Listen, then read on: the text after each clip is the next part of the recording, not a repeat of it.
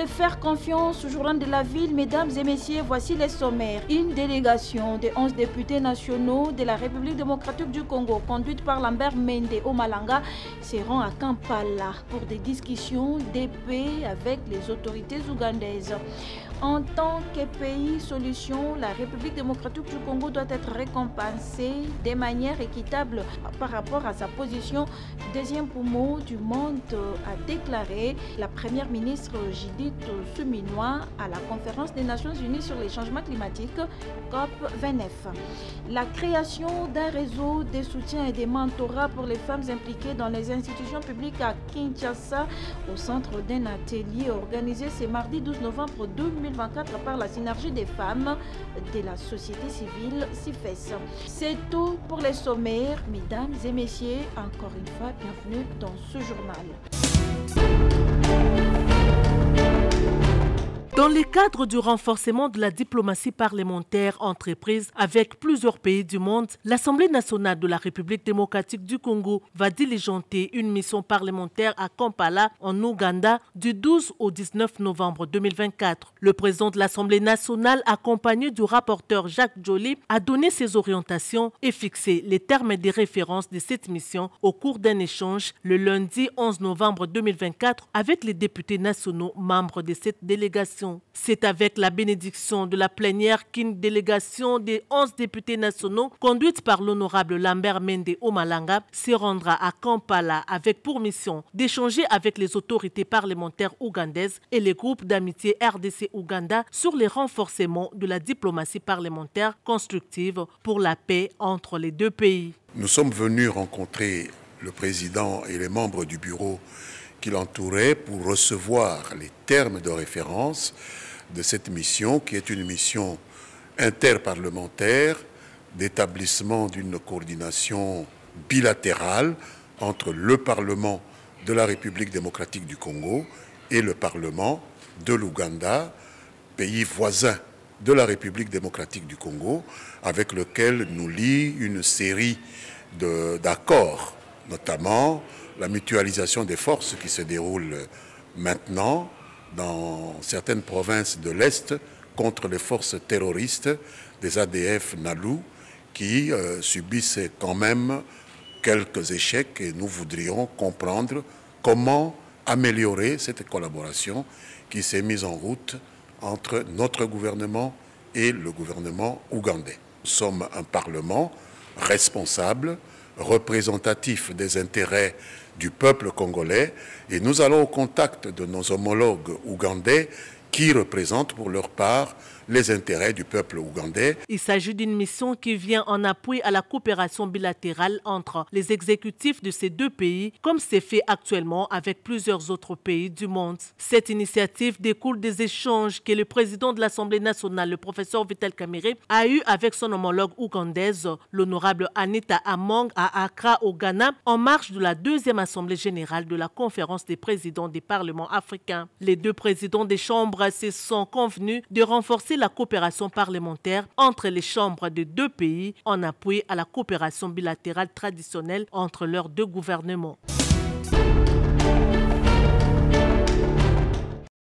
Le président de l'Assemblée nationale, le professeur Vital Kamerhe, accompagné du rapporteur Jacques Joly, a rendu une visite surprise à la commission socio-culturelle qui tenait sa troisième réunion le 11 novembre 2024 dans la salle de banquet du Palais du Peuple. C'est pendant qu'il faisait la ronde des quelques locaux récemment réhabilités par le bureau de l'Assemblée nationale que le speaker de la Chambre basse du Parlement a débarqué dans la salle de banquet à la surprise et joie de tous les membres de cette commission. Sur place, le président Vital Kamerhe a prodigué quelques conseils en les appelant à travailler dans l'harmonie. Il a par la suite donné quelques orientations sur le travail que le bureau de l'Assemblée nationale attend de cette commission, l'une des plus importantes. Il faut entretenir l'homme. Nous devons mettre le moyen pour relever les secteurs de la santé et de l'éducation. J'ai instruit les membres de l'ECOFIN pour que ces deux secteurs puissent bénéficier de beaucoup de moyens dans les budgets 2025, a déclaré le président de l'Assemblée nationale. Peu après cette visite surprise, le président de l'Assemblée nationale, le professeur Vital Kamerhe, a échangé dans son bureau avec les membres du bureau de la commission socio-culturelle conduit par l'honorable Dorothée Madia, venue lui faire part de l'organisation interne de cette commission permanente qui comptera en premier lieu 4 sous-commissions, à savoir santé, éducation, travail et la sous-commission culturelle. Au niveau de l'Assemblée nationale,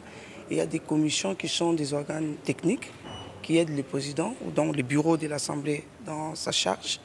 Et la commission est composée de sous-commissions. En ce qui concerne la commission socio-culturelle, nous avons 3 sous-commissions pour l'instant, mais au regard de l'importance de cette commission qui s'occupe de tout ce qui est social du Congolais, donc il a été question qu'on puisse élargir, donc on en aura 4. La sous-commission relative à la recherche scientifique, le membre de la commission ont fait le choix de sous-commissions dans lesquelles ils veulent travailler. Mais pour l'installation de bureaux de sous-commission, nous avons reçu l'orientation du président. Il nous a été clairement demandé de ne pas limiter les ambitions. Donc les choses se feront de manière consensuelle en tenant compte des critères évidemment d'équilibre, et les genres bien entendu, et puis d'autres critères de la compétence. Le professeur Vital Kamerhe a donné sa vision par rapport à cette commission et a rassuré aux membres de son bureau de tout son appui.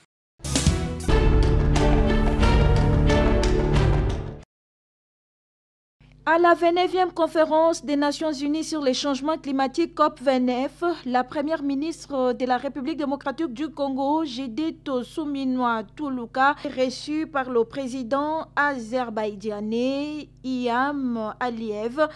Elle a rejoint le stand congolais où elle a échangé avec les membres de la délégation congolaise, parmi lesquels la ministre de l'Environnement F. Bazaïba, Bessine Kazadi, ministre déléguée à la coopération internationale et à la francophonie, ainsi que plusieurs experts et représentants des ONG environnementales de la République démocratique du Congo. Lors de son allocution au stand de la République démocratique du Congo, Judith Suminwa Tuluka a réaffirmé l'importance d'une compensation financière équitable pour la RDC, deuxième poumon climatique mondial. En tant que pays solution, en tant que poumon, un des pays faisant partie du poumon du monde, de pouvoir de manière équitable pouvoir être récompensé par notre position, mais en même temps, nous avons tout intérêt, nous, de nous préparer par rapport à notre développement durable, par rapport à la transformation que l'on veut donner, notamment à la transition énergétique, et je pense que ça, c'est important. La première ministre a souligné le potentiel immense de la RDC grâce à ses ressources naturelles, vastes forêts, tourbières, réserves d'eau douce et minéraux stratégiques. Elle a également insisté sur la nécessité de développer des partenariats stratégiques et de réguler les crédits carbone pour permettre une gestion durable et équitable des ressources du pays. Aujourd'hui, quand tous les contacts qu'on a au niveau bilatéral ou multilatéral nous mettent la République démocratique du Congo dans une position où la transition énergétique va devenir un élément clé de développement. Et là, nous, en tant que pays, nous ne devons pas rater cette opportunité-là parce que nous sommes dans cette position avec nos minéraux stratégiques. Mais pour ça, nous devons faire notre part, continuer à travailler par rapport à la transformation. Mais ce qui est important dans ce type de rencontre ici, notamment la COP29, c'est de voir comment nous allons défendre, au même titre que d'autres pays qui sont dans notre position, le fait qu'aujourd'hui, nous sommes ce potentiel que nous offrons au monde, comment nous défendons cette position et comment nous allons récupérer financièrement ce qui va nous permettre d'accélérer notre développement. La COP29, qui rassemble plus de 60 000 participants, diplomates, climatologues, journalistes et experts politiques, se concentre sur des actions urgentes pour contrer le réchauffement climatique.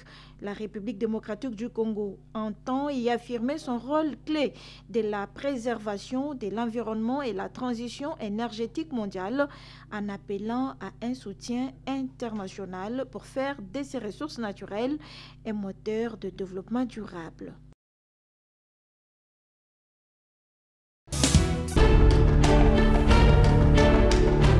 C'est un genre Dans les soucis de voir les femmes de la République démocratique du Congo accéder au poste de prise de décision et d'aller toujours de l'avant, à l'instar des autres femmes qui font la fierté du pays aujourd'hui, la synergie des femmes de la société civile CIFES, coordonnée par Rose Muchanga, a organisé ce mardi 12 novembre 2024 dans la salle Garamba de l'immeuble territorial un atelier de création d'un réseau de soutien et de mentorat pour les femmes impliquées dans les institutions publiques à Kinshasa. Une occasion pour les femmes ayant de l'expérience dans différents domaines avec un parcours élogé de transmettre leurs connaissances et expériences acquises aux jeunes et aux femmes. Les jeunes filles qui aspirent aujourd'hui peut-être à des fonctions politiques demain, on voulait quand même leur faire voir que là où vous êtes, tout ce que vous avez comme objectif, vous devez croire à ça, vous devez vraiment vous y mettre, vous devez travailler pour avoir ce que vous voulez demain. Les femmes doivent apprendre à être solidaires, soutenir les femmes. Parce que, et ça, tout le monde sait qu'il y a des équipes féminines qui jouent. Ils savent qu'il y a un football féminin. La preuve, j'ai annoncé ici que notre équipe nationale est qualifiée pour la CAN. Au Maroc, les femmes soutenaient les femmes. Parce que c'est ensemble qu'on est fort, qu'on soit mentor ou mentoré, on a tous quelque chose à donner et on a tous quelque chose à apprendre dans la vie. Présent également à cet atelier, le directeur pays Diakonia, Jean-Fall Malilo, a conscientisé et sensibilisé les jeunes et les femmes sur leur implication dans les thèmes transversaux, l'environnement, les genres et la sensibilité au conflit, d'où nos âmes à entendre n'est pas nuire était son mot-clé à cet échange. Et pour sa part, Rose Muchanga, coordonnatrice des femmes de la société civile, revient sur ces moments d'échange d'expérience et sur la création d'un réseau de soutien et mentorat pour les femmes. Les jeunes d'aujourd'hui doivent s'inspirer aux adultes. On ne quitte pas l'université, on ne termine pas les études, on devient expérimenté. Il faut avoir des mentors, des repères, des personnes qui nous ont inspirés. Et les personnes qui nous ont inspirés nous aident à ce que nous puissions avoir des objectifs clairs de ce que nous voulons faire ou de ce que nous voulons être et de travailler dans ces objectifs pour les atteindre. C'est avec l'appui de Diakonia que cet atelier est rendu possible par la CIFES.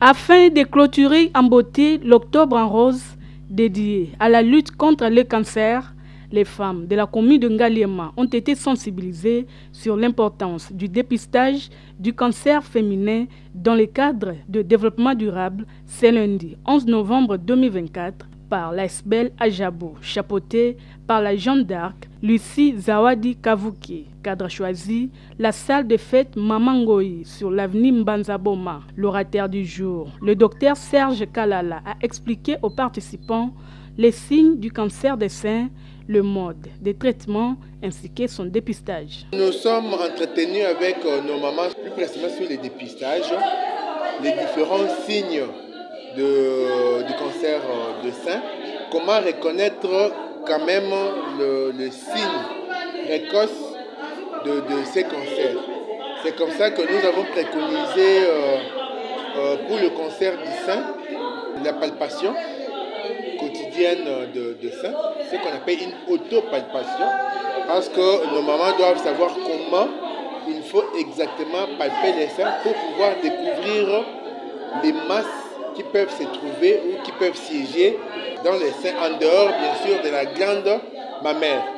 De son côté, la fondatrice de l'ASBEL Ajabo, Lucie Zawadi, a invité les femmes à sortir de l'ignorance et de se prendre en charge. Tozali ASBEL Ajabo et bandi mwakala depuis 2021 na cadre de objectif na biso tozo sensibiliser lelo ba maman na cadre ya octobre mois rose tozo sensibiliser bango concernant cancer, cancer féminin, maman belé bazo souffrir nango bafandaka nango na ndaku balobaka te bapartageaka te misusu mpe bayebi te ndenge nini ebandaka yango tobaki topartage na bango bayeba nini ezali ndenge nini ya komibatela ya komilengela mpe soki motu abeli maladi ya cancer. Elle a en outre invité toutes les femmes à adhérer à l'ASBEL Ajabou pour leur épanouissement. ONG Ajabou ezali na Mbanzaboma 72, commune de Ngaliema, quartier Manenga. Bureau eza wana pona ko adhérer ezali problème te soki moto aleki na bureau ayeba formulaire ezali oko remplir formulaire na yo pe oko adhérer okokoma membre. L'ASBEL Ajabou compte organiser plusieurs activités dans le cadre de l'autoprise en charge de la femme congolaise.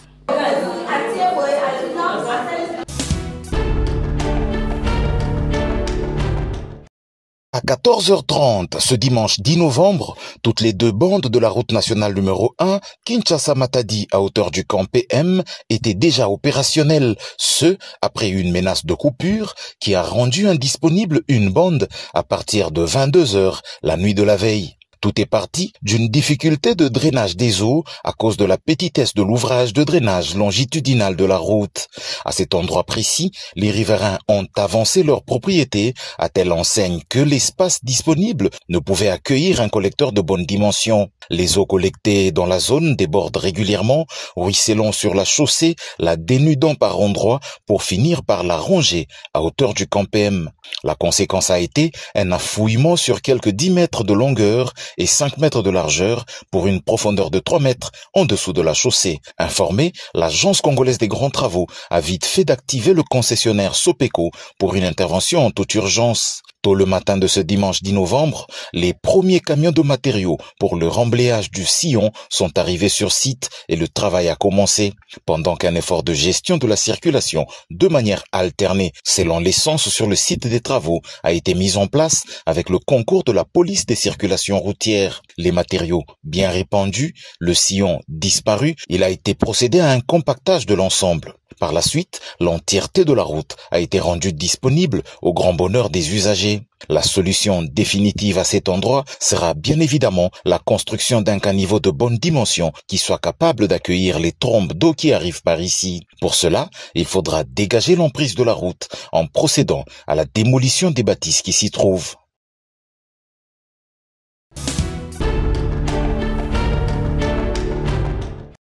Drill Construct, qui est une entreprise d'investissement dont la construction de fourrages, a procédé le week-end dernier avec son équipe technique à l'installation de fourrages dans un chantier à Lemba Imbu. Nous sommes là dans la commune de Lemba. Étape après étape, c'est-à-dire de la prospection en passant par une étude approfondie pour enfin avoir un bon résultat. Une puits de forage a vu le jour avec une eau de très bonne qualité, ce grâce au matériel de haute gamme qu'a cette entreprise de construction de forage Drill Construct.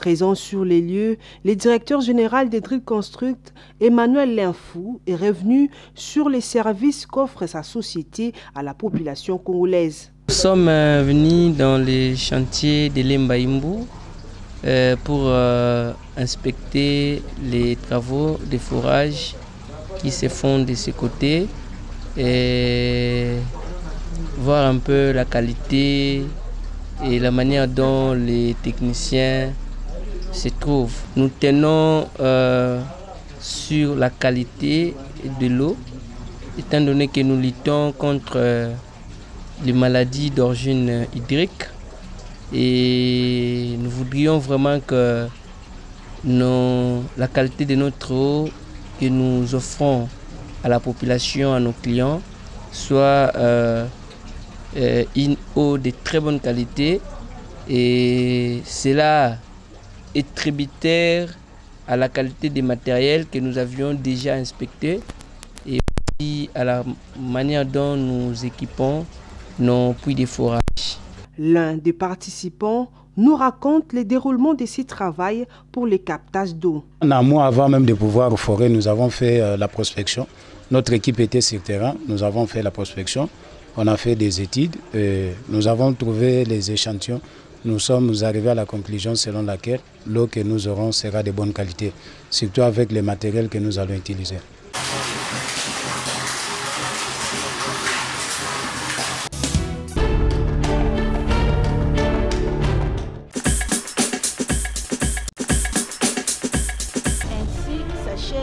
Cette édition du Journal de la Ville, mesdames et messieurs. Merci pour votre oreille attentive. Le prochain rendez-vous est fixé pour ce mercredi avec le même plaisir.